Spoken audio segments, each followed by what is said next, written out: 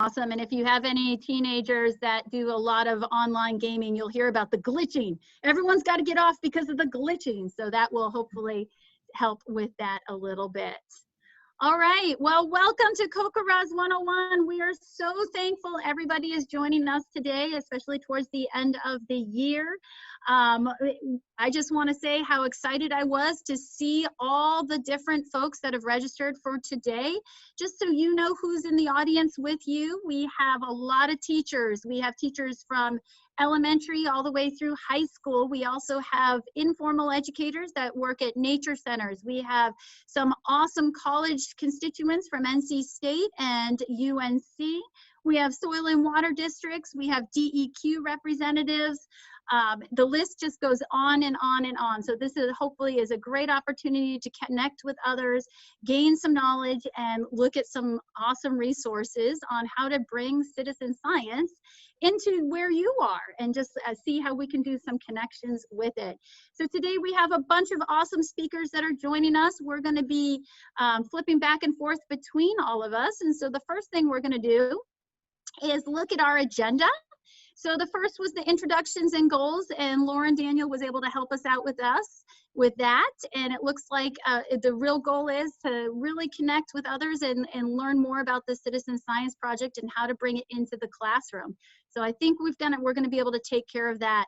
If throughout this webinar you have a question, you can either type it into the chat, and if it's a very time critical one, we will stop talking and Lauren will jump in with me and ask that question, and we'll just see who it best goes to, and we'll answer when possible. If not, we're going to try to leave some time at the end for questions and answers. And we're going to also be sending out a follow-up email with a lot of the different resources we talk about today, along with our contact information. Because really how these projects best work is making sure everybody feels supported, and that if there is a question, that you can answer that question, that you can get it answered by someone that's already in the throes of this citizen science project. So again, feel free to use the chat feature. We love to hear from you as we rock and roll on. So after we do the introductions and goals, we've got what is CoCoRaHS, why CoCoRaHS is important to scientists and organizations. And scientists, I also mean engineers when I say scientists. I don't want to leave them out. And why CoCoRaHS is important to students and teachers. And then the big stuff, how do you get started? And then finally, the CoCoRaHS extensions and connections. So now you're all in, let's talk about what else you can do with this. And then last, we were gonna just talk about what's next, what we're gonna do next for you, and then also take your questions and answers. So again, welcome aboard. We're excited to have you, and we're gonna start rolling. So today's hosts, and we're going to go through each one of these: Krista Brinchak, Darian Bertrand, Lauren Daniel, Christine Goforth, Noah Newman, and Rebecca Ward. And I'm going to let each one of them talk a little bit about themselves. So I went alphabetical, and by default, that leaves me first. I am Krista Brinchak. I am the science specialist at Abbots Creek Elementary School. Before becoming a teacher, I was an environmental geologist working in the environmental consulting world, and then jumped over to teaching when I realized I could make a really big difference with the younger generation. So for me, bringing science into the classroom is a necessity. It's a must. It is not an option. And that is me. I'm excited to be one of your hosts today. And next we have Darian. Hi everyone, I'm Darian Bertrand. I'm an applied climatologist at the North Carolina State Climate Office. I am also one of 3 state co-coordinators for CoCoRaHS.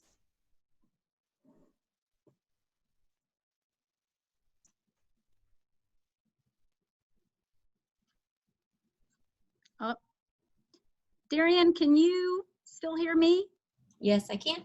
Okay, I lost you audio-wise. Oh, sorry about that. I'll just start over. So I'm Darian Bertrand. I'm an applied climatologist at the North Carolina State Climate Office. I'm also one of 3 CoCoRaHS state co-coordinators for the state. Excellent. Thank you, Darian. And next up, we have Lauren Daniel. Hey, everybody. I'm Lauren Daniel, and I work for the North Carolina Division of Water Resources. So I'll have a little bit of time to talk later, but if you have any interest in learning ways you can incorporate water education into your classroom, I'm your girl. So I'll talk more about that in a little bit. Fantastic. Thank you, Lauren. Next up, we have Chris Goforth. Hey everyone, I'm Chris Goforth. I'm the head of citizen science at the North Carolina Museum of Natural Sciences in Raleigh. I do a lot of teacher education related to citizen science in general, and we do participate in CoCoRaHS at our Prairie Ridge Eco Station site. So it's a project we've been doing for a while, and I'm excited to be here. Excellent. Next up is the famous Noah Newman. Hi, everyone. Thanks so much for having me. I'm Noah Newman. I am the CoCoRaHS Education Coordinator at the headquarters in Fort Collins, Colorado, where I am a research coordinator at the Department of Atmospheric Sciences at the Colorado Climate Center. Thanks for having me. We're excited you're here. And we have Rebecca Ward. Hi everyone, I'm Rebecca Ward. I'm the Assistant State Climatologist for North Carolina, and I've been working with CoCoRaHS in some capacity for about 10 years now, and part-time I'm a PhD student in science education, so I just love everything that has to merge these two fields together, so excited to be here today. Fantastic. So we really have a just stellar group of folks here that are just excited to really share their knowledge and information with you about CoCoRaHS. So now we're going to jump into the what, and we've got what is CoCoRaHS, and for this part we're going to hand it over to Mr. Noah Newman.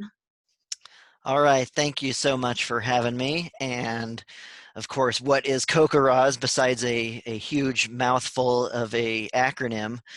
You can read the first line for yourself at least, but I'll tell you that we started back in the late 90s due to a flash flood that struck our town, Fort Collins, Colorado, and our university. And basically, long story short, the main weather station that the National Weather Service had was located in a place where they were really inundated with about 2 inches of rain, which was a big deal. But what they didn't know was that on the other side of town, they had 14 inches of rain, which were headed down and caused a flash flood. And had they known, had they been able to have some people around town be able to report how much rainfall had fallen, they may have been able to save lives. And so that's how CoCoRaHS started. And if you move to the next slide, instead of a huge acronym, I can just boil it down to a nice haiku, if you will. People measuring falling precipitation across the nation. And maybe we could make that plural across the nations, because we are in Canada, as well as all 50 US states and DC, Puerto Rico, Bahamas, and we always have new countries knocking on our door. So if you want to do the next slide, that is, I think, to a scientist, or I can, of course, discuss who uses our data as well. Yeah, let's talk about who uses the data, and then I know Darian's going to jump in on some information as well, because a lot of people think, and it's I think a misconception, that the only people that look at it are scientists who might be just in their offices. Right. There's a lot that goes on. Yep, and the main requirement for CoCoRaHS, and we'll get into it, it's using the right rain gauge. And because we're using a rain gauge that meets the standards to the National Weather Service, the data are useful to not only all the entities underneath the larger umbrella of the National Weather Service and NOAA, but to folks who, in local situations, stormwater, or even like mosquito abatement, things like that. You never know where precipitation data, which is just so variable, where it can rain across the street and not on you, it can change from one block to another, and that's the real heart of CoCoRaHS. And the data are used by countless people each and every week. We get asked by someone new who wants to use our data in potentially a new way. Excellent. Darian, do you want to speak on how your office uses the CoCoRaHS information, and other folks that might be interested in this as well? Yeah, so what's really cool, one of the types of scientists that use this data is actually people from your local National Weather Service office. So they use it to verify their own forecasts, goes into some of the models if you are observing long enough, and it really helps to fill in the gaps with existing rainfall networks. So for example, if you didn't know, this is a really cool fact, the highest rainfall measurement recorded during Hurricane Florence was actually by a CoCoRaHS observer in North Carolina, and they measured almost 3 feet of rain over the course of the hurricane. So that was just one really cool aspect. You're really helping to fill those gaps in, like Noah mentioned, with the Colorado flooding. Since rainfall is so variable, it can really just be hit or miss because it's so local sometimes. And if you can go to the next slide, we have a cool image to show you guys. So this is something that one of the undergraduate students in the state climate office created. So we wanted to know, based on actual reports, how did CoCoRaHS actually help with Hurricane Florence? So up in the top left is all of the different weather stations that we have across the state, not including CoCoRaHS. And you can see the darker blue is where the heaviest rainfall occurred. And then whenever you add in CoCoRaHS to the bottom right, you can see it just is exploding across the state with data. It's really awesome. It really helped fill in those gaps. And that's where we got that highest rainfall that was verified by the National Weather Service. So that's just one of the ways that your reports really help us. And then if we can go to the next slide. So even when it's not raining, you can report your zeros, which helps us to know, if there were scattered showers, we can know by your 0 rainfall report that this specific spot didn't get anything, while down the road it may have rained. So looking at just different conditions, this is an added bonus if you want to participate, is the condition monitoring reports. So this map was some of our reports that came in last fall during our flash drought. And you can see that all of the red and orange colors, those are somewhere drier than normal conditions. So they basically have been monitoring their backyard. Maybe they have a stream down the road that they noticed was lower than it usually is. So that's kind of descriptive information that they can give us, and we use those every week in our drought calls with the Drought Management Advisory Council for the state. So the U.S. Drought Monitor uses these reports, as well as our office and this state group for drought as well. So CoCoRaHS really helps whenever it's wet or dry. That's awesome. And I bet that a lot of agricultural farms and farmers and folks in that realm of the world also really use it and rely on it to try to see what is going on and how it's going to impact their crops. Would that be a correct assumption as well? It can definitely be used for that as well. Yeah, it can be helpful for a range of applications. Yeah, so it sounds like, and it's really fun because one of the training videos on the CoCoRaHS website, it talks about who doesn't use the data, because the data is being used by so many different people in so many different ways to really look at different ways or just seeing what's happening around their state, but also around the entire country too, as trends through the condition monitoring ports, as well as the data collected on a day-to-day basis. Yeah, thank you, sure. Marianne. Mm-hmm. So the next up is, why is CoCoRaHS for students and teachers? So since I am a teacher, I'm gonna jump in here. And why is it for students? Because, first and foremost, we're here for the students, and we have to make whatever we do in our classroom valuable for the students. So I just absolutely love this quote by Carl Sagan, and I'm just gonna read it. Every kid starts out as a natural-born scientist, and then we beat it out of them. Few trickle through the system with their wonder and enthusiasm for science intact. And Carl Sagan was, if you're not familiar with him, he was an American astronomer, pretty well known, and he was a professor at Cornell University for many, many years. And I really do like this because I've had numerous adults talk to me about, wow, I wish I had a science teacher like you when I was going through school. And, you know, as a teacher, we want to be that teacher. We want to be that teacher that keeps the kids excited and engaged throughout the years and really spark their enthusiasm and excitement about science, where they want to keep asking those questions. So this is a really big part of who we are as teachers, as well as formal and informal educators. And so kids are scientists. They want to do real science. They don't want to just look at something in a book. They want that hands-on learning experience.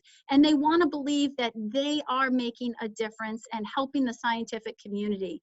And I'm just going to tell you a quick little story that every single year, my kindergartners, when they first come into my classroom, when they walk through the door for the very first time, I see 900 students every week. But my kindergarten babies, when they come through that door for the first time, I make a big deal out of it. I'm like, oh, did you feel the tingle? Did you feel the tingle? And they sit down and they're like, what happened? I said, you turned into a real scientist when you walk through that door. And for kindergartners, they like they get so excited. And from that moment on, they know that they are real scientists. So to encourage that throughout the grade levels, you have them believe that they're scientists, and part of them believing that they are scientists is being able to do these citizen science projects where they're contributing to the scientific community. So this is, again, a kindergarten all the way through high school level project. If you are any of those grades, that is perfect. This is perfect for you. They're utilizing real scientific tools. They're looking at that rain gauge that is consistent across all of CoCoRaHS. They're looking and understanding the model and map.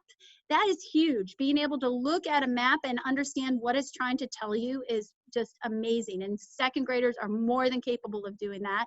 We've got critical science vocab. As you know, teachers, sometimes those science vocab words are a little tricky to understand. Some of them are more processes than an actual simple definition. So being able to include the water cycle and all the stuff that goes along with water cycle, they're not simple definitions. So being able to include that into your CoCoRaHS project is very valuable because it's authentic. You're telling it as it's happening. And then again, stakeholder buy-in. These kids are sold on this. When you start getting them involved with collecting the real data that's submitted to scientists and all the other organizations, they're in it.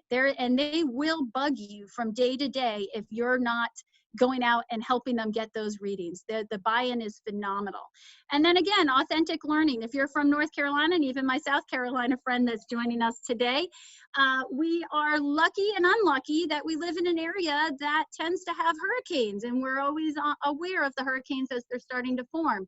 And this is a way to connect and understand what's happening in the weather and what they can do to collect that information right here in your classroom or in your center, your organization. So this is a little video that I have. It's not the best, and my teacher friends, you'll completely understand. You can't guarantee what's going to happen when you hit the record button. And so as you can see, I have one of my students recognized very quickly I was recording and thought it would be hilarious to stick their tongue out. But as I'm playing this, I really just want you to see how I incorporated into the classroom. This is after we took the rain gauge reading. We're pulling up the map up on the big screen, and the discourse that the students have about what they see is really the valuable part of this. You'll look and you'll hear me repeat what they're saying. You're going to hear me using some critical vocab words. I'm asking them to provide evidence. And just look at the engagement and see how they are really talking to each other, agreeing and disagreeing with each of them says for an answer. Lauren, if you can give me a thumbs up just to make sure my sound does work. All right, so Lizzie, what area, which region do you think had the most rain last night from CoCoRaHS? I think the mountain region. What's your evidence? My evidence is because there's a ton of yellows and there's like a red in the middle and one like right near the edge. Okay, good. So why does yellow mean something to you if you're looking at your key? Because it's 22 inches. inches. Okay, so you're saying that 0.22. So you're saying that the yellow, does that mean that's more rain or less rain than a purple dot? More rain. More rain. So you see lots of yellow, so that tells you that they had a lot of rain in And I see two reds. and 2 reds, and So that's, I think it's the mountain region. all right. Does anybody else have a different idea than Lizzie? This is a tough one. All right, Blake, what do you think? The Piedmont region. The Piedmont region? What's your evidence? Because the yellows, blues, purples, and greens. So you see a couple of yellows in the Piedmont, and you see green, which is really close to the yellow. All right, so I'm going to stop it there. But as you can see, they were really excited to share their ideas. And this is age group was this? I was going to say, I'm sorry. Yeah, thank you. I should have said that in the beginning. This is 2nd grade. So this is 2nd grade, and they're already really engaged with this. And as you probably heard me say, they don't fully understand place value. It's 2nd grade. So what we have to do in our classroom is modify that. But teachers, we modify anything. So we bring it down to their level. And I'll talk about that in a little bit on how I did that for 2nd grade. But you can see the value added about the discourse, the communication, the collaboration, the discussion of the ideas between each other. And again, this is real life. I didn't tell them what to say or what to do. 2nd grade classroom, that's what it could look like. So it's really for our teachers, we get hammered pretty hard really to keep discussing how we can combine, just move that, sorry. We can combine the 21st century skills, Bloom's taxonomy, and then of course the science and engineering practices. You've probably had administration say, you know, we really need to make sure we're asking good questions that follow Bloom's. We need to be incorporating in our lesson the science and engineering practices. And let's not forget the big umbrella of the 21st century skills.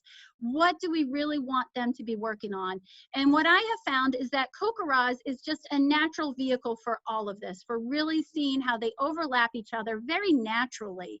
And you saw in the video, we were already getting them to think critically. We were looking at analyzing and interpreting data.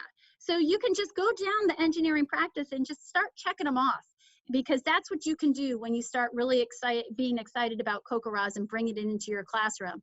Bloom's taxonomy. We were absolutely in the create stage in a lot of this and evaluate as we go through the school year. And it just gets more and more fun as they go through this. One of the best things that happens is when they're looking at that big map and there's an outlier. There's a red dot that's surrounded by the white dots, which are 0 precipitation in the rain gauge. And that is super exciting, because then the kids get into these huge conversations about how is that possible? Is it bad data? Could it be an anomaly in the weather? Are the stations close enough where it wouldn't make sense to have a red? And that's where a lot of great productive discourse can happen. But this is just a natural overlay of all these things that we as teachers want to do anyway, and it just overlaps beautifully with the CoCoRaHS program.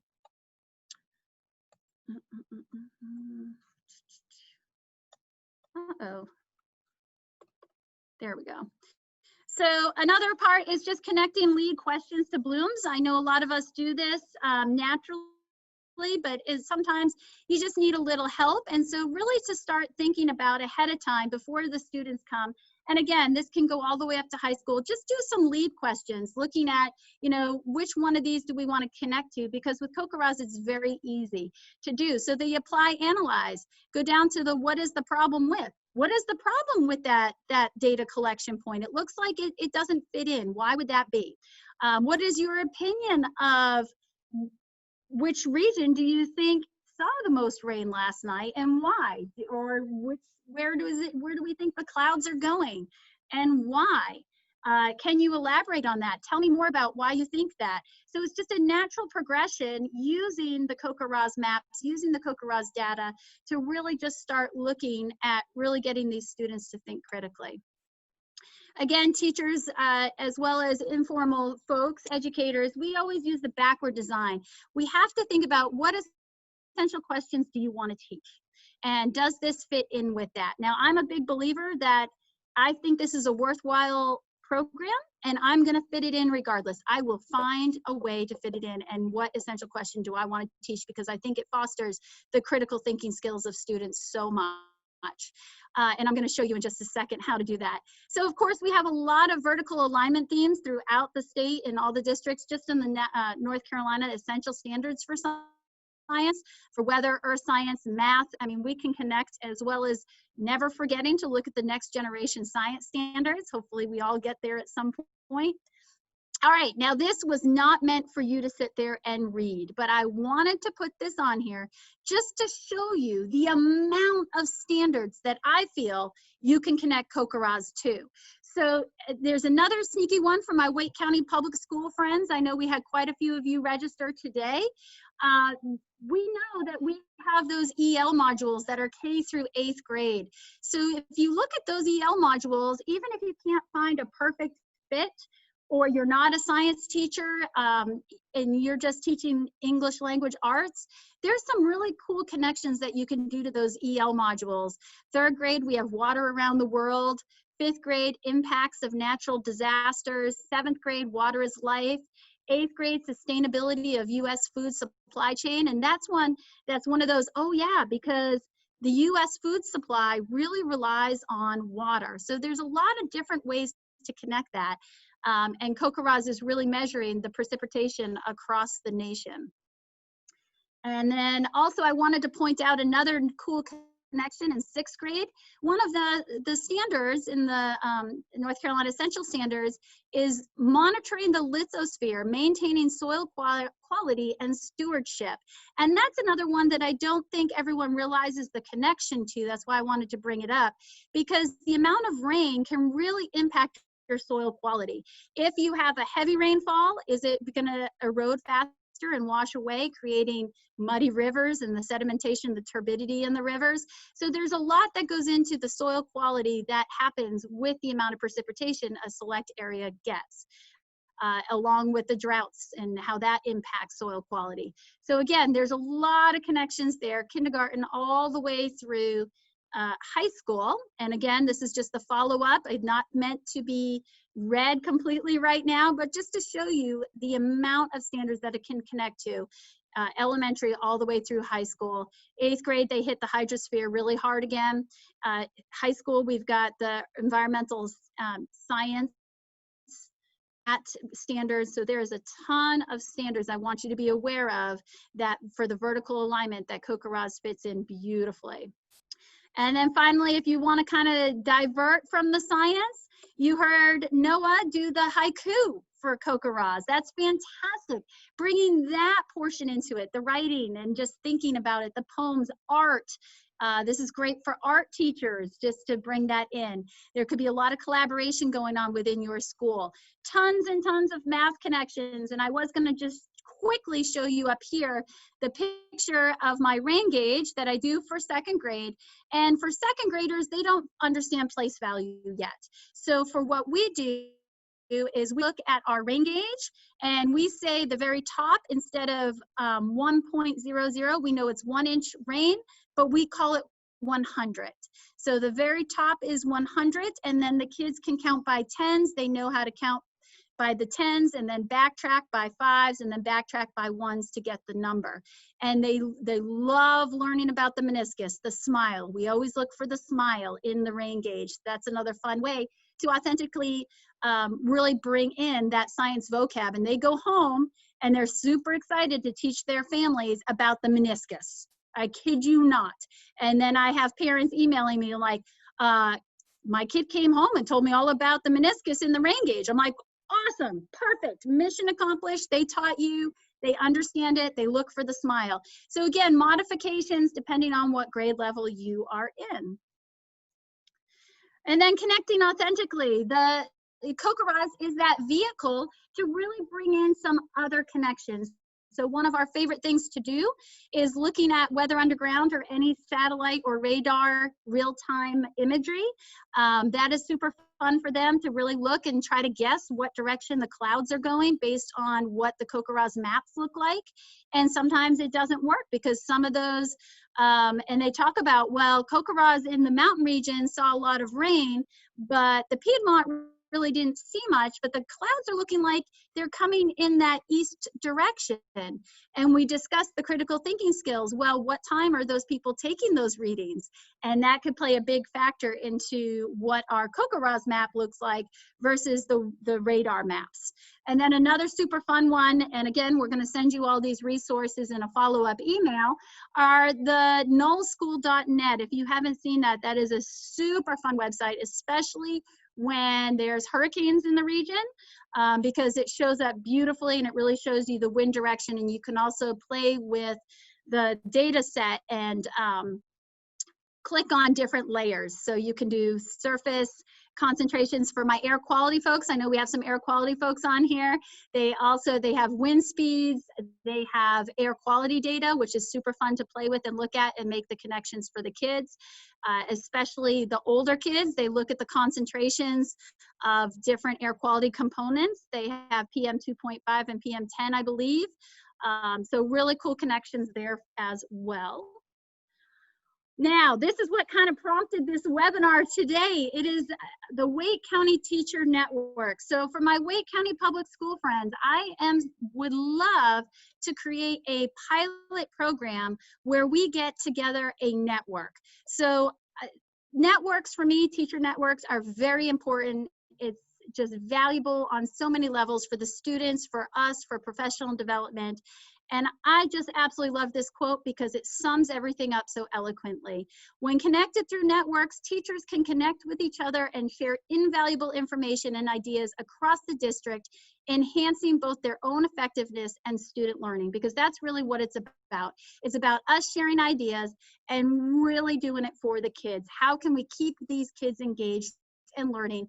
And you might have an amazing idea, which I never even thought of, and I want to bring it into my classroom. That's what teacher networks are all about. That's what we should be doing. So I am asking for my Wake County Public School teachers that are on board right now. I would like us to create our own teacher network. And I'm gonna just quickly, because I know not everybody here is a Wake County Public School teacher, but when we first started looking at the data for schools, this is the map that Noah was able to pull up for us for the data. We only had a handful of schools in Wake County that are registered as CoCoRaHS. And then as you can see up here from the key, a lot of those schools are actually not reporting anymore. So we have just a small amount of reporting CoCoRaHS schools right now. I want to change that because it's super awesome, and we're working on being able to create a map that will show, and this is for everybody that's in Wake County, all schools, private charters, Wake County public schools, and I know charters are public schools, and I apologize for me saying that the wrong way, but you know, wouldn't it be awesome to be able to have our own map as a subset of the larger CoCoRaHS map of just Wake County showing schools to schools? Because I know my kids, when it's a snow day, they want to know, well, we have a ton of snow, but what do they have down but closer to Johnston County? Well, we're going to be able to look and create these partnerships between Wake County Public Schools where the kids are excited to see the other schools in this network and what they look like. So part of that is going to be teachers communicating and collaborating with each other. So I have created a CoCoRaHS Teacher Network Google Classroom for Wake County Public School teachers. I will send this in the follow-up email. I encourage everybody that is interested to join that is a Wake County teacher. I think it's going to be an invaluable resource. And again, this is going to be a pilot program. And if successful, we're going to then hopefully expand it out to the eastern and western regions of our state. So stay tuned, but I'm very excited about that. Again, the students learn best when the teachers are engaged with each other, sharing ideas, and really communicating about how to best engage our kids.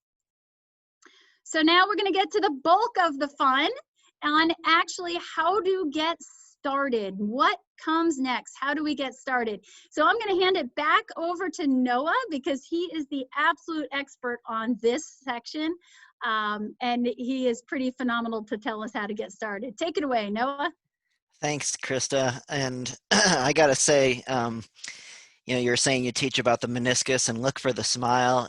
The smile was behind my camera. I was just ear to ear. You are incredible. All teachers are just. It always blows me away when I see the magic happen. That video, all the kids raising their hands. I mean, it's just it's so great, and great job to you and to all the teachers that are here today. And you know, just to give you a broader picture, CoCoRaHS has 20,000 volunteers. Most people are doing this from their backyards. School-wise, we have roughly 500 to 600 schools across the country that are doing this. So you can see the image of the required rain gauge in this photo here. And a lot of people will bury a 4x4 post into the ground with some concrete, and you can see that the post is actually tapered there. You cut it at an angle, and that's done on purpose because if that were a flat topped 4x4 post, heavy rain could hit that and actually bounce back into the gauge, and so you angle it on purpose like that. So I did want to give you all some thoughts and ideas for how you might be able to install one of these gauges at your school, because it's not always easy to necessarily get the permission from the principal or the groundskeeper, and let alone figuring out a good place to put your gauge. We at CoCoRaHS as a citizen science network, we understand that people are going to have backyards with trees. You've got a dog, so you can't put it directly on the ground. In a case at a school, you've got a sprinkler system to potentially be concerned about. So I want you to know that you don't necessarily have to have a wooden 4x4 post cut with the top and buried in concrete. And so if you want to forward to the next slide, you can see a great image there of actually, and I can briefly talk about this too, this offer, and we'll get into this, but you can see a great image there. You know, if I was really looking at that, I'd say, well, we want to make sure that it's not too close to the building. But if that's the best place at your school where it's not going to get disturbed, then by all means, if your gauge can see the sky, you're doing something right. And this gauge is certainly not cheap, and we do not allow the automated types of rain gauges that are mounted on roofs and feed down to a computer. The National Weather Service have found that those gauges are more or less not trustable for a variety of reasons, but you know, you could have a leaf get clogged in there or bird poop and just never even know about it, is just one example. But with a manual gauge, you're looking at it every day, you're taking your measurement. They do normally cost about $40, and with this webinar, we'll go over it in a little bit, but for 20 schools, we at headquarters in Fort Collins have allocated 20 rain gauges at a discounted price, which is $20. And that actually is, if you think, that includes shipping. And so that's actually probably marked down to a $10 for the rain gauge plus the $10 to ship it to you. So we'll talk about that when we in a little bit later on. But look around your school, consider a place where you might be able to put a rain gauge, and I'm going to show you in the next slides a couple of ways that we can make one that is portable, so it's not necessarily fixed in the ground, and you can move it for a baseball game or recess or whatever happens. You can potentially move it. So if you want to show the next slide. Yeah, and real quick, if I could jump in. So for my Wake County folks, sometimes it's hard to get permission necessarily, as Noah mentioned, to put it different places because you have the maintenance crew that has to come around and maintain it. So one workaround I found for that is being able to put it in a mulched area that I knew they wouldn't have to mow around or mow next to, so it prevented damage from the post, just from the maintenance folks coming around to cut the grass. So even though it wasn't ideal, I do want to stress that what Noah said, make it work. Even if it's not 100% perfect, do the best you can. Do not let that be the hurdle that says you can't do this project. Okay. And then Perfect. this is Thank you. amazing. Oh. Yeah, Yeah, perfect. Thank you so much. So yeah, you can see that on the left, that image, someone did have the right 4x4 post with the angled top, but you can just obviously glue or drill some 2x4s to stabilize it. You can see on the right, someone just used a Christmas tree stand. Again, I recognize with schools that a sprinkler system could definitely get in the way with that. And I'll briefly mention a question that comes up often is with vandalism. And some schools have better situations than others, but what I've found overall is it's better to celebrate the rain gauge rather than try to hide it. And so I can work with you or through Krista to get a customized sign for your gauge that says this belongs to Mr. Smith's class, and we're taking measurements for the National Weather Service, and so please do not disturb. And most schools that celebrate their rain gauge typically respect it as well. So that's my 2 cents for that.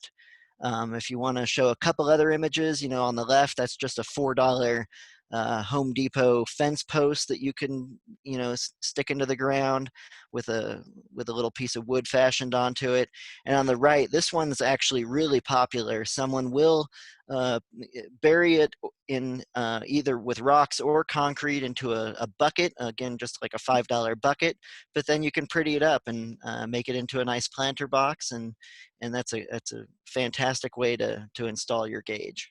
And I would recommend, if that's the route that you take, that might be worthwhile to talk to principals to try to have it towards the front of your school, because then you're going to have a lot of discussion with parents during carpool or coming into the school entrance about what it is, and then that just reinforces the kids' excitement to share with the adults and their families, like, oh, that's the CoCoRaHS rain gauge, and tell them all about it.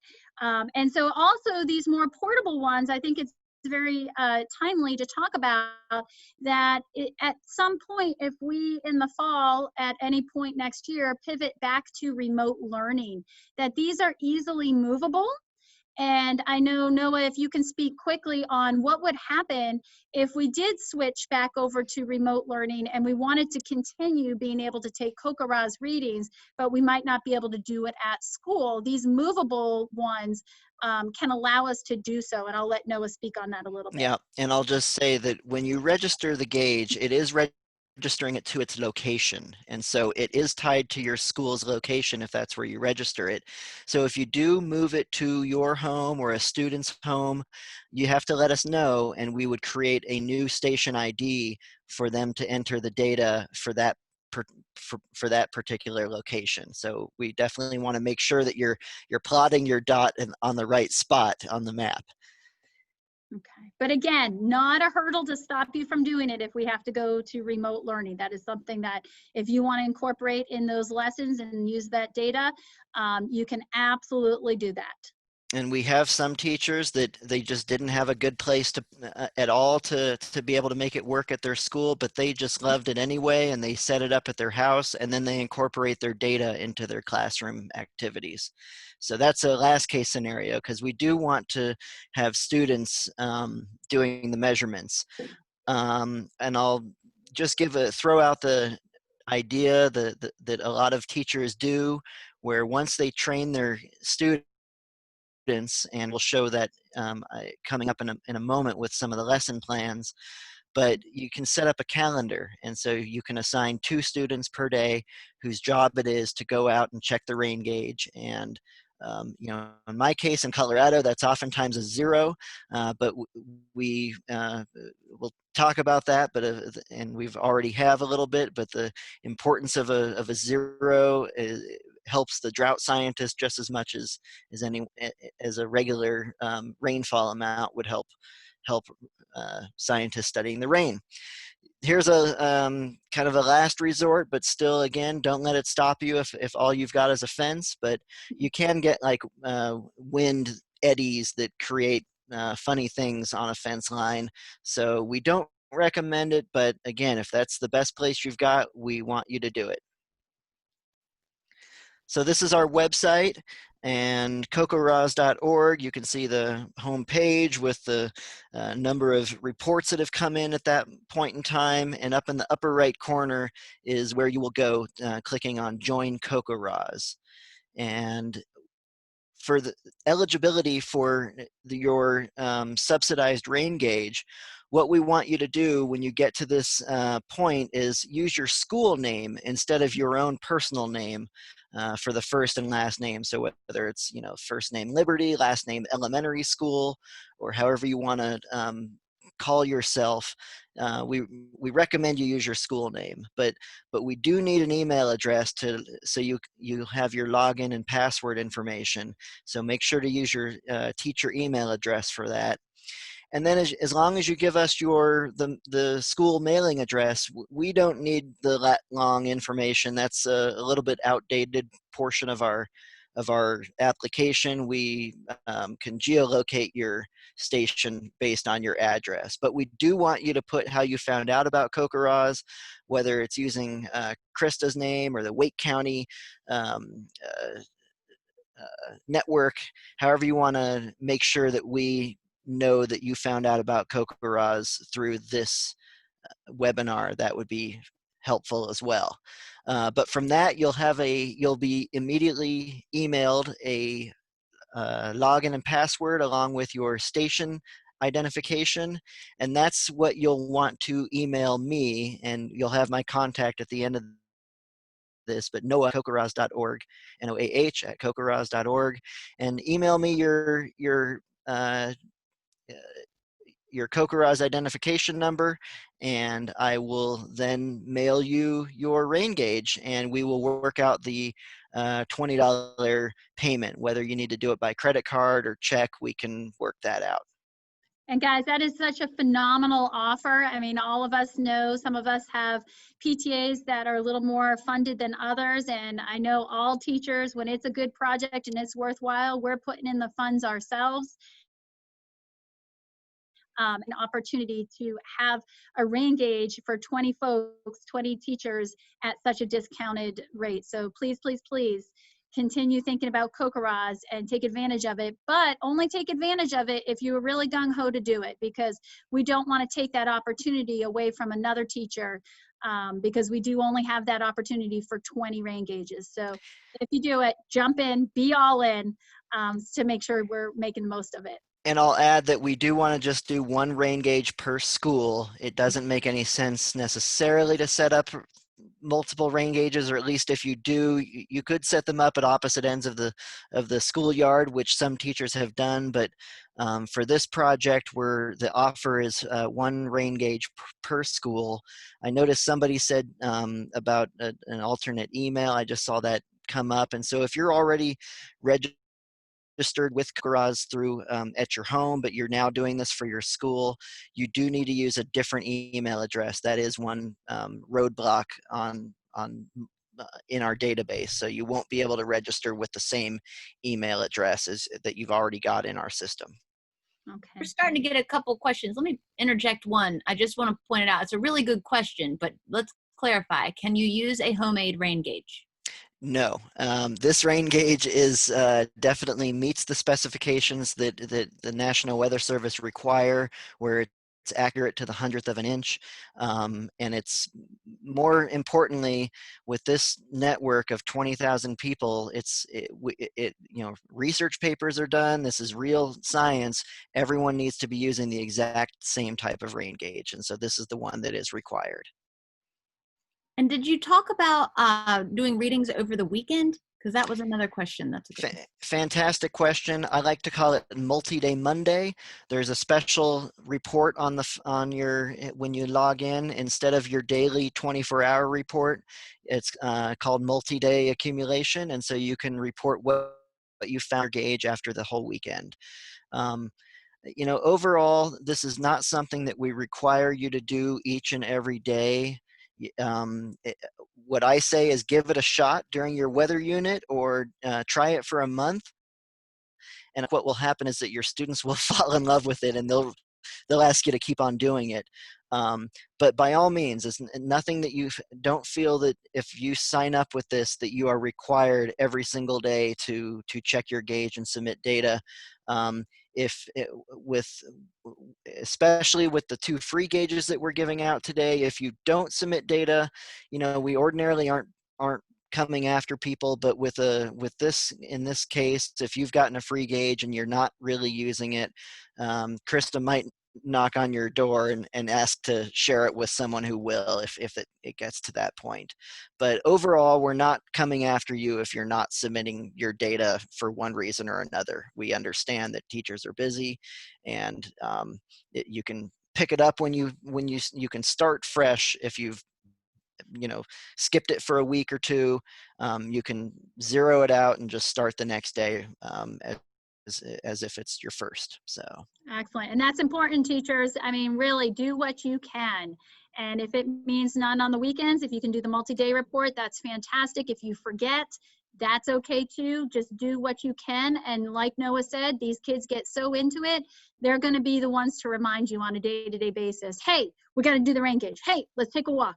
And you can you can make it quick. If you don't have a lot of time that you can dedicate to it, you can bring the rain gauge in if it's not raining. If it's one of those 0 days, you just bring it in and be like, look guys, 0, we got to add our data, but it can go very, very quickly. So you can make it as extensive or as quick as you want, depending on how you're implementing it within your classroom. And then we just wanted to show you this map. This is after you submit your data, or you want to look at North Carolina as a whole, you can go through their website and check on the maps. And I'll let Noah tell you what all these white dots are, because it is kind of exciting. I love it. It's zeros. Look at all those zeros. Those are all people that woke up, checked their gauge, and logged on or used our app and told us that they got nothing. And to me, that is just incredible that we have volunteers all over the country who spend time, even though it took them 30 seconds. This is valuable data. This is really helping. And when you've completed data for like an entire month, including your zeros, now that data are even more valuable for climatologists who can use it for long-term analysis. So it's really amazing the applications that your data can be useful for, even that measly 0. And then this I just wanted to point out is CoCoRaHS has done a phenomenal job for educators, really putting out their resources for them, training videos. And guys, I was a little starstruck the first time I actually was able to meet Noah, because Noah is the star in a lot of the training videos, and his voice is on almost every single one. And these are phenomenal videos, again, appropriate for all age levels. The kids love it. And when you heard me say we're going to get cuckoo for CoCoRaHS, that's one of Noah's taglines in there, and the kids do it. They're like, we're going to do cuckoo for CoCoRaHS. And there's another funny story is with the training videos, they have a little guy singing CoCoRaHS, and every single year I have my students go CoCoRaHS because they get so excited over it. So again, the kids get into this, it's fun. I'm talking from an elementary perspective, but it can equally work for middle and high school, and actually the applications just expand the older the students get. One thing I wanted to show you, one of the resources they have is helping the kids understand and learn about how to read a rain gauge. Again, second grade, perfectly capable of doing this. Do not underestimate what students can accomplish. So this is one of those printout worksheets, and it has the rain gauge with different meniscus levels. And the kids go through, they collaborate, they work together to try to figure it out. Then we go over it. And by the time they do this, they are very confident in rain gauge, and they love to do it. So that's just something I wanted to point out, that the resources are phenomenal. Krista, thanks so much, and I'll turn on it, but I do have to admit, so our YouTube channel is linked in the upper right corner of our homepage, that you can get to those fun animations, but that guy sounds just like me, or I sound just like him. It's not my voice, but no way. But funny enough, even more funny, his name is Noah also. So, oh man. But anyway, yes, I wrote all the scripts, but it's not my voice. So. Okay, you're still a star in my eyes, Noah. Thank you Okay? And very much. okay. I appreciate it. All right, so now we're moving into the last portion of our webinar is the extensions and connections. Okay, so hopefully by now, a lot of you are super excited. You're like, all right, I'm ready. We're gonna get Cuckoo for CoCoRaHS in my classroom. And now what do I do? What else can I do to add to the fun? So we're gonna hand it over first to, I believe, Rebecca Ward to talk about some of the other connections and extensions you can do with the CoCoRaHS. Thanks. Yeah, so I'm gonna dump a bunch of links in chat right now that just provide links to these different programs. So I wanted to talk about 3 other citizen science programs that are also weather and climate focused, and they're great ways to connect with CoCoRaHS to look at other ways to interact with the weather. So the first is on the left here, this I See Change. This is a collaborative community science project based on local sightings of weather and climate. So it's a really similar theme to some other citizen science projects, looking at noticing the world around you and how it may or may not be changing. And it's really dedicated to empowering communities. So I really appreciate that perspective. There's an app, if you go to that website, or you can go to the App Store or Google Play to download the app where you can participate. And I did also want to share some resources from the Museum of Life and Science in Durham that you can participate in that deal with I See Change and CoCoRaHS. So they have a SciStarter landing page, and they have a just various projects there, what they're doing with CoCoRaHS, what they're doing with I See Change. You can also find information on upcoming events and projects. So that's that link that I put for the SciStarter landing page in the chat. They're also doing a spring-summer phenology project called Let's Learn Outside, and this is using the I See Change app. It's challenge-based, so if you sign up every Tuesday from 3 to 4 p.m., so it would be this time block, you can participate in a particular challenge that the museum sends out. That's things like looking for bugs or maybe specific colors, but it's designed to get you outside and observing. So that Google Drive link that I posted in the chat will take you there. You can also go to their SciStarter page to get that app too. So then the other 2 programs I wanted to share are Globe and MPing. These have been around for, gosh, I don't know, a couple of years now, and they're pretty great. So Globe is the Global Learning and Observations to Benefit the Environment. It's a program aimed at collecting data to track changes in the environment to support Earth system science research. And they have really great connections to help NASA interpret satellite data. So like they have satellites looking at clouds and you're on the ground looking at clouds, and you're helping to make sure that those satellites are doing, that they're getting accurate measurements. So there's a couple of different projects. There's clouds, there's even like a mosquitoes ones. If you go to that globe.gov, you can see all those different programs and join. And they also have a couple of activities to do at home, so I just threw that link up there as well. And then finally, there's MPing. This is meteorological phenomena identification near the ground. So it's collecting weather data from your smartphone. So through the app, you report on the weather you're seeing. You can say, you know, I see that it's raining right now, or it's snowing, or there's, you know, a tornado, just be safe. But the reports that you send in are geolocated by your phone. And then they're stored by the National Oceanic and Atmospheric Administration's National Severe Storms Laboratory. And from there, they're accessible to researchers, to the public, to do research with it. And so one of the cool things is that they're using MPing data to correct radar-based estimates of precipitation. So radars are pretty good at picking up precipitation, but they can have difficulty sometimes with, you know, is it rain or is it snow?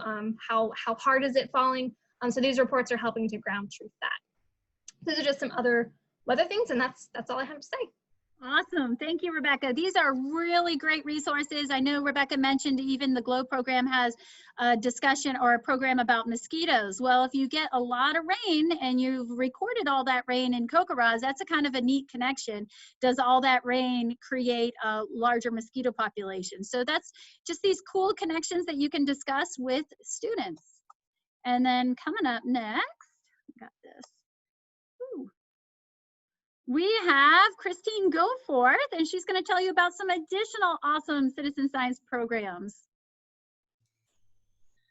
All right, so I wanted to mention a few kind of weather adjacent projects and a few others that I think work really great for K through 12 and a few places you can look for other projects. So the weather adjacent ones are phenology projects. And so they're ones that are looking at kind of the recurring biological events in the annual life cycle of a species. And so we do a lot of work with trees with the museum for both Nature's Notebook and Bud Burst. And you're looking for things like leaves appearing in the spring, flowers fruiting, leaves changing colors, falling off the trees, those kinds of things. And you report when you see those things happening. And those are, dependent on climate and weather very heavily. And so they're really closely tied to the kind of data that you would collect for something like CoCoRaHS. And both of those have some really great educational resources built into them as well. The other citizen science projects I have on the right side of the page are ones that I really like working with kids with. The Last Ladybug project is great. Kids are awesome at finding ladybugs. They all know what they look like. It's a really safe insect that they all feel like they can pick up and handle and get close to. And you are photographing the ladybugs and sending your photos in to learn more about where native ladybug populations are living and where non-native ladybug populations are as well. Project Squirrel is looking at squirrel habitats and how squirrels can indicate environmental change, and you're just reporting on fox squirrels and eastern gray squirrels that you see. This is a really easy one to do if you have any squirrels in your schoolyard. Journey North is looking at migration in a bunch of different animals. They're really well known for their monarch migration project, but they do things like sandhill cranes and robins and hummingbirds and a bunch of other things as well.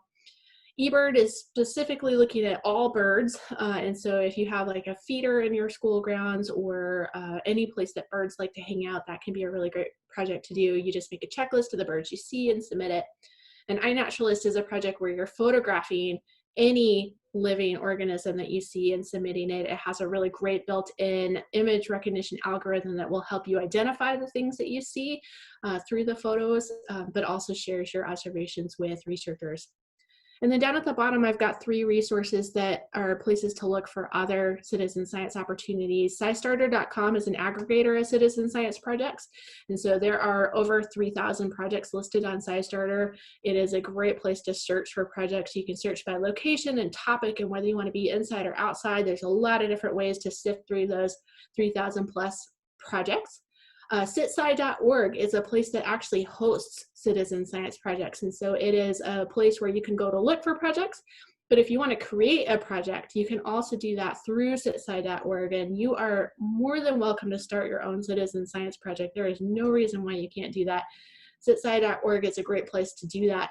Unless you want to take photos of species, and then you can build a project with an iNaturalist as well. And that would be really, really easy to do. And then I have the Museum Citizen Science Program listed there.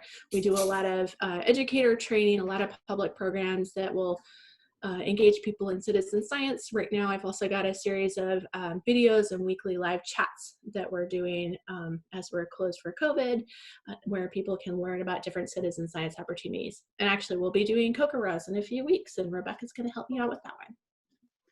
Awesome. Thank you, Chris, so much. And I really hope, I know in the beginning of this webinar, one of the goals that somebody had said is that they had hoped to learn more about citizen science programs that are out there. So I hope we check that off the list for you and all these amazing resources, especially, again, with the uncertainty of what's going to happen when we come back in the school year in the fall. A lot of these are giving opportunities to incorporate in remote learning opportunities. So this is a really exciting resource that Chris has shared and Rebecca. All right, and next up we have Lauren Daniel. Woo! Okay, speed round. I'm gonna keep mine brief.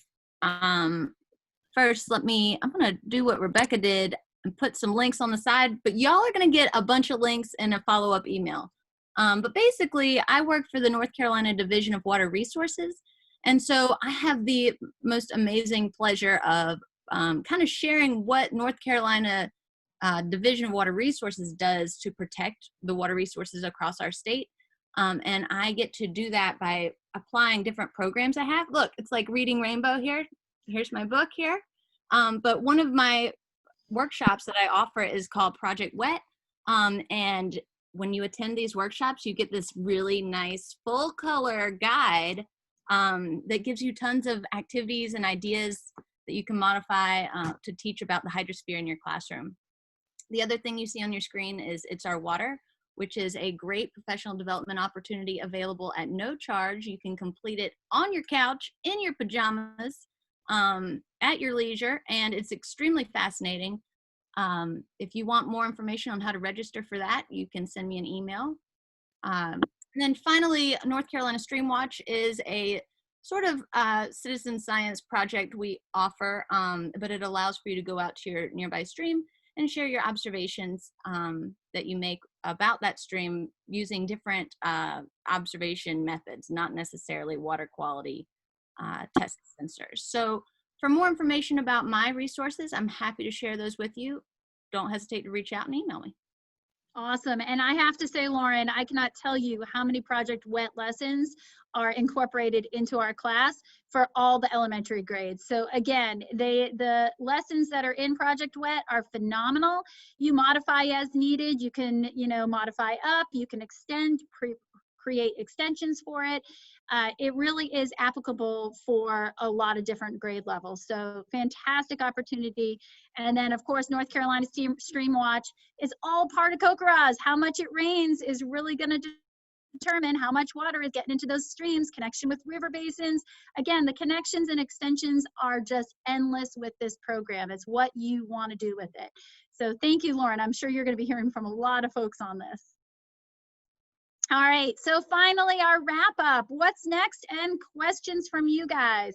So right now we have, if you know that you have the funds available at your school or organization, you can get a Stratus Precision rain gauge for about $40. You can go to the CoCoRaHS website to make sure you're getting that exact rain gauge that is required. Again, as Noah mentioned, it's very critical that all of the stations have the same piece of equipment measuring for consistency and accuracy. Then you're going to register as a station. That is really important. And if you are a school, remember, register it as a school so that when we start to create that larger map of Wake County and then hopefully the entire North Carolina state, we're going to be able to create a layer of just schools. And I feel like that's going to be valuable information for us. But the easiest way for us to figure out if you're a school is when you register. So please, please, please make sure you do that. We just want to wrap up in our follow-up email. We are going to be providing you a certificate of completion today. And so for today, if you're looking for the EE credits, you're going to get 1 hour of criteria 3. And also for the environmental ed credits, if you register and you start collecting data, if you collect, I want to say 2 months of data, that you can turn that into the environmental ed folks. You can show that your data that you have been collecting, and you can turn that in for criteria 2, for 2 hours, I believe, of criteria 2. And we'll send that in the follow-up email. Also, Noah has mentioned to me that high schoolers always looking for those community service hours. So there's a way to be able to use a student collecting the data on a day-to-day basis as well for community service hours. So that's a really exciting opportunity for the high school students. Again, Wake County Public Schools Teacher Network, please, please, please, if you're gung-ho for CoCoRaHS, I want to bring you in on the team. Let's get together. We're a network. Let's join in on Google Classroom, really share our ideas, how we're implementing.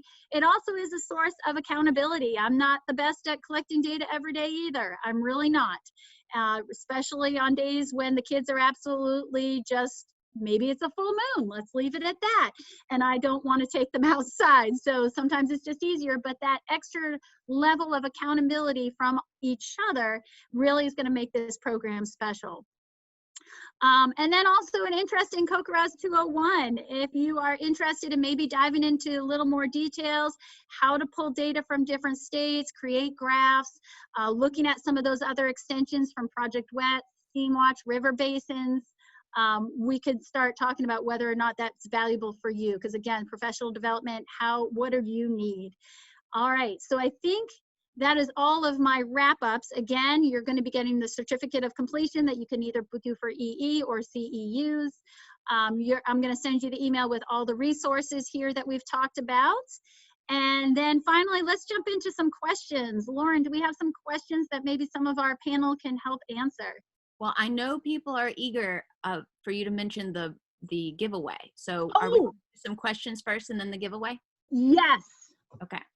And then, so maybe Laura can get her random number generator going and folks can drop their questions into the chat while we pull names. Yes, so let's talk about the raffle while people are dropping some questions. So I do ask again, if you are an organization, school, or individual that already has a rain gauge, if your name is pulled, I respectfully ask that maybe you say you'll pass, or, you know, at the end of this webinar, you're like, wow, that was great professional development, but I just don't think I'm ready to jump in yet. Also, just give a pass, because we really want to be able to give this opportunity to a school or organization that really is ready to jump on this bandwagon. So we have had today before registrants. So Laura, and again, I did say we had to be present to win this. So we can do that. Do we have any questions pop up, Lauren?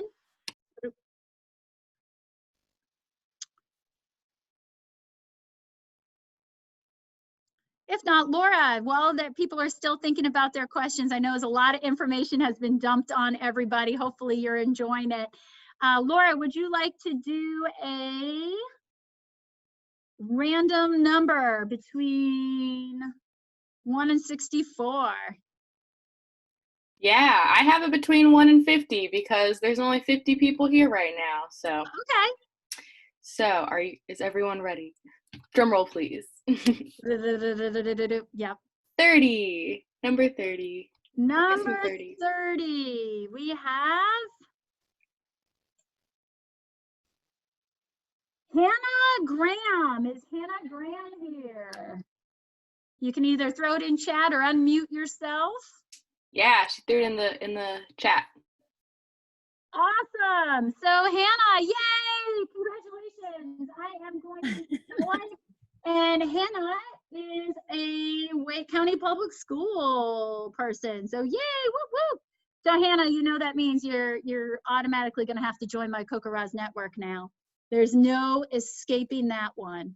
All right, so I'm going to highlight you so I know it's you. So we do have a question that did pop up. Kendra S. wants to know, what about year-round schools? And when kids are tracked out, can one go offline while they're out of school? If no one wants to take this, he can jump in too. I would say yes. Again, it's what you can do and what is most meaningful to your students. So yeah, if you track out and you can't take a reading measurement, what I've also done in the past over the summer, and sometimes it's hit or miss, I've actually created a sign up genius and I send it out to the families so they can actually sign up for a day. And sometimes the kids get super excited to bring their families out to the school, to the rain gauge, take a reading, and then they send me the reading, and then I log in and actually input it over break. So you can do it either way, or you can share your login information with the family that is actually going out to register, to actually look at the data. And they can log it in for you if, say, you're on vacation, because we're teachers, we need a break. So, you know, there's different ways to do it. You can either go offline and just not do it for that time period, or again, the workaround I have found on that is creating a sign-up genius and having families sign up for different days. Great question. And I would just add that if you know, I know the year-round school is a little bit different, but, you know, clearly if you teach second grade and then at the end of the year or then after the summer, the students move on. Now you've got a new batch of second graders to teach all over again. But I have seen schools do mentorship programs too, where the fifth graders are teaching the second graders how to read the rain gauge, things like that. So you can take take take the project and run with it in your school how you see fit as well. Awesome. One other problem some folks are having, I see the email address question on the evaluation is requiring a number, and I'm not sure about that. So just if you want us to follow up with an email, drop that email in the last comments section. Hopefully that'll be a workaround. I'm not sure why that happened. And then finally, another question that popped up is, can you just clarify one more time about the $20 rain gauge? How do they get that again? Right, just go to the CoCoRaHS website, and in the upper right corner is Join CoCoRaHS. And after filling out the form, you'll get an email that will have your station identification number. And that's what I would like you to email me. Hey, I'm a teacher at so-and-so, here's my ID. And then I will arrange to send you the rain gauge, and you can figure out how to pay your $20. We can do it by credit card or check, however you need to make it work. I'm not gonna. I'll get you the rain gauge as soon as we can, and we'll work on the payment as needed. Thank you. And again, that's a phenomenal offer from the national level CoCoRaHS. So please, please, please only take advantage of it if you are truly cuckoo for CoCoRaHS and you're ready to jump in with your students. And I've already gotten an email from a teacher who already registered. So this is great. Thank you so much. We're resourceful. Woohoo! All right, I'm not seeing any other questions, but I did see Aaron Harrison offering any Durham teachers to be supported through City of Durham's Water Management Group. That's awesome. Oh my gosh. Okay, so Aaron, if you wouldn't mind sending me an email with some contact information, that way I can also put that in the follow-up email just for the Durham County folks. That would be fantastic. Thank you. All right, guys, is there any additional questions? We appreciate your time today. We hope you enjoyed it. We hope you got something out of this. We hope that you're going to jump in with the Citizen Science program. Again, we have the summer, and it is really the best time to do it before hurricane season potentially picks up, because the kids, this is a great connection for that. Hey, Krista? Yes. Where can we find Noah's email address so we can send him that login information? He just popped it in the box. I did, but it's just noah@cocorahs.org. Got it. Okay. NOAH@cocorahs.org. Thank you. Thank you all. This sounds great. Thank you. Looking forward to all you guys joining. Appreciate it. Awesome. All right, guys. Thank you, everybody. I'll be sending that follow-up email with the resources. And again, Wake County Public School folks, please, please, please join the Google Classroom and be part of the Teacher Network pilot program. Thank you, guys. Thanks, Krista, for making this all happen. You really held the torch through it. So thanks for being such a rock star. Awesome. Thank you for an amazing job being part of this. I second that. Thanks to Krista and Lauren and everyone involved. Thank you so much. Awesome. Thank you, guys. Have a great afternoon and a great summer.